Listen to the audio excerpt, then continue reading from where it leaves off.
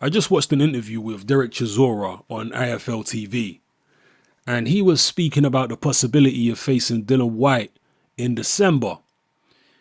Judging by what he said in this video, and I'll leave a link to it in the description below so you can go watch it for yourselves and see what you think, but my interpretation of what he said in the video is that he don't really want the Dillian Whyte fight.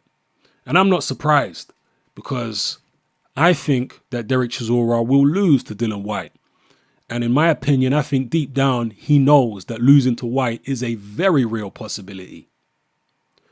What he says in this video, I'm going to paraphrase here, but the general gist of it is that Eddie Hearn is not currently offering him enough money to fight Dillian Whyte.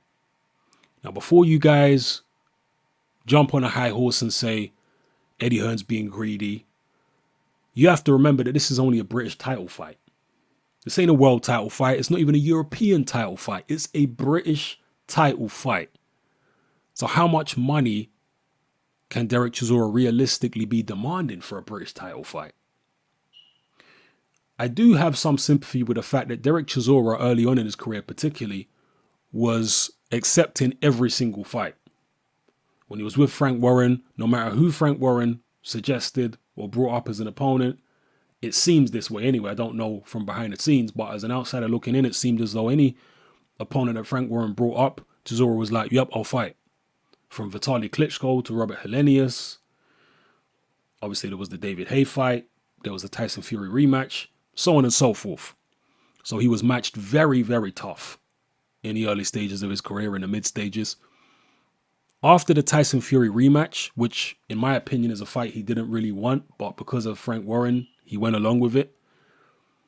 After that fight, he obviously switched promoters. He's now with Sauerland. He seems to be a lot more concerned with money. He's not so gung-ho about, yeah, I'll take this fight, I'll take that fight. He's tasted some big paydays now. He had, I'm assuming, a pretty good payday against David Haye and also a good payday in the Tyson Fury rematch. So in his mind, he's thinking, I can't go down to fighting for British title level purses anymore. If I'm going to fight Dillian Whyte, I want European level purses maybe.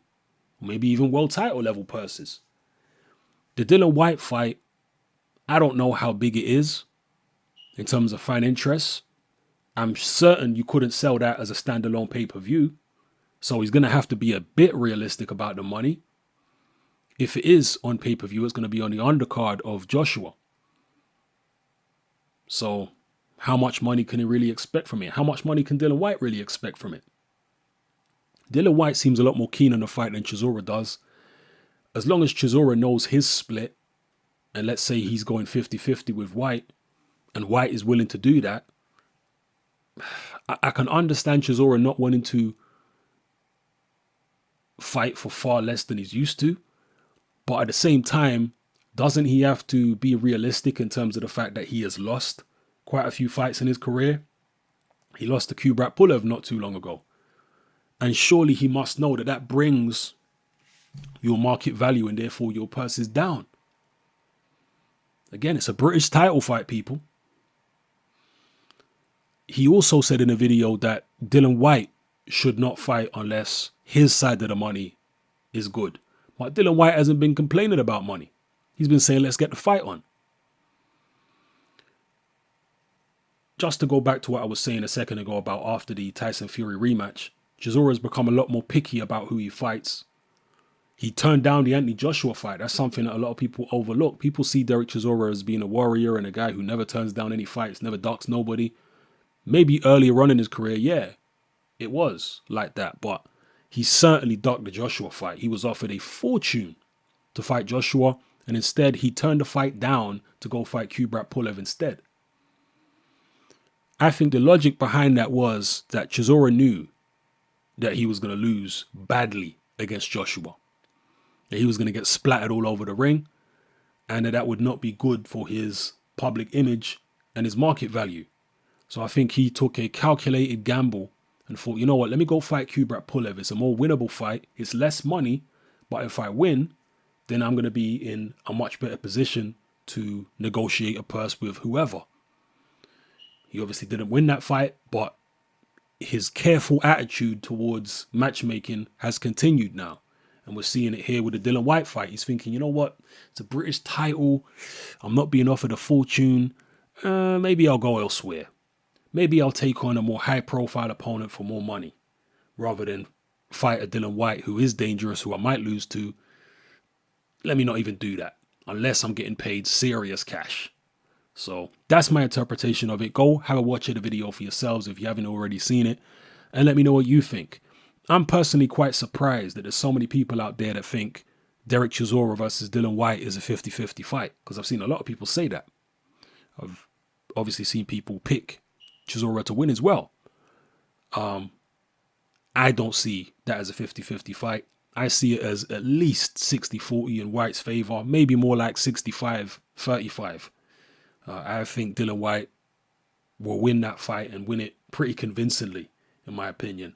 And the fact that Dereck Chisora is more interested in money now than fighting for any type of pride and honor, which is the kind of things he used to talk about earlier on in his career, the fact he's far more interested in money now shows where he's at in his career. I think he's at the cash in stage right now, or cash out stage. And he's thinking, you know what? I could get badly beaten again anytime. So I need to make as much money as I can while I've still got some type of name, because I don't want to turn into a Danny Williams. You know, I need to cash in big time while I still can. So he also said, just to close out the video, that he don't think the Dillian Whyte fight is going to happen in December. And again, that's down to him, it seems. He's not happy with the money, so he don't think the fight is going to happen. He said Eddie Hearn needs to dig in his pockets and get some real money out. Now, Ian Lewison, at first, according to Eddie Hearn, also wasn't happy with the money, or he demanded some crazy purse, according to Eddie Hearn, but he later on came to his senses and thought, okay, let me bring the purse down, I'll accept less.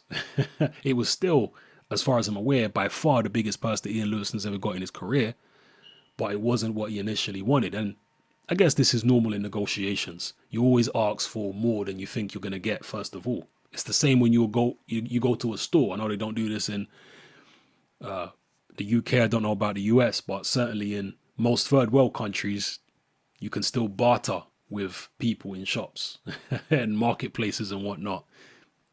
And the person selling is always going to give you the highest price. And you're always going to come with the lowest price first. I guess it's the same in boxing negotiations. When you're negotiating for a fight, you come in and say, I want this purse. And the purse is like 5 times what you think you're actually going to get. So, yeah, those are my thoughts on this Dereck Chisora Dillian Whyte situation as it stands right now. A lot of people were running around saying the fight is signed. It is far from signed, people. And the way it's looking right now, it probably won't even happen this year. So they're going to have to look for somebody else for Dillian Whyte. So if Dillian Whyte don't get to fight Dereck Chisora, who do you guys think he should fight instead? And if he does fight Chisora, who do you think is going to win that fight? Do you, like me, favor Dillian Whyte quite heavily to win? Or maybe you're one of those guys who think Del Boy can pull it off. Let me know in the comment section below. It's your boy Hatman, I'm out.